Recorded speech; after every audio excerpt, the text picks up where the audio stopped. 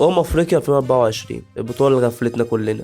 دي كوت ديفوار وهي بتدخل الجون في السنغال عشان تتعادل، ودي بقى السنغال وهي بتضيع اخيرا، الحمد لله. ودي بقى كوت ديفوار وهي بتوصل لربع النهائي.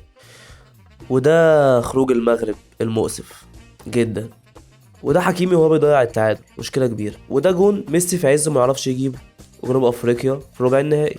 وده درش اللي مبادل الفرش وهو بيسجل، وده بيهري عادي خالص. وده كباسكي وهو بيضيع. وده النني بعد ما ضيعنا، مشكلة. وده بقى كهربا كان عايز ينام. وده كوكا وهو مندهش. وده صلاح وهو في المقصورة. وده بقى بيهري خالص ملناش دعوة بيه.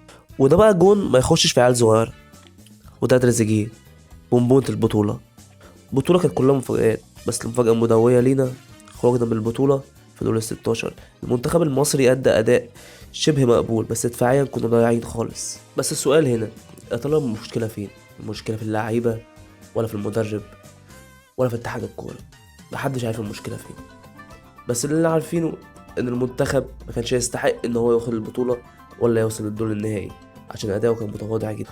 كل اللي انا عايز اقوله دي مش غلطة لعيبة، دي غلطة اتحاد وجهاز فني. جهاز فني اللي اختاروه غلط. اختيار المدرب دلوقتي ما بقاش على امكانياته ان هو قدر يقدم ايه للبلد، لا، اختيارات المدرب دلوقتي بتبقى على السبوبة، وازاي اقدر اطلع فلوس من المدرب دوت، او اطلع سبوبة زي ما بيقولوا. افضل لحد امتى في بداية الاختيارات الغلط عشان السبوبة واللعيبة اللي مش عارفة هي عايزة ايه؟ كتير بتبقى عايزة تشوف المنتخب في احسن صورة ليه. وفي ناس تانية شايفين المنتخب على انه ATM بيدخلهم فلوس. ابداها منين؟ من تيشيرتات الزبالة، ولا من المدرب اللي مش عارفين يختاروه صح؟ حال منتخب مصر اللي مش عارف للاسف يعدي من دور ال16 عشان عوامل كتير، عوامل الجهاز الفني اللي مش فاهم اللعيبة الغلط من اول البطولة.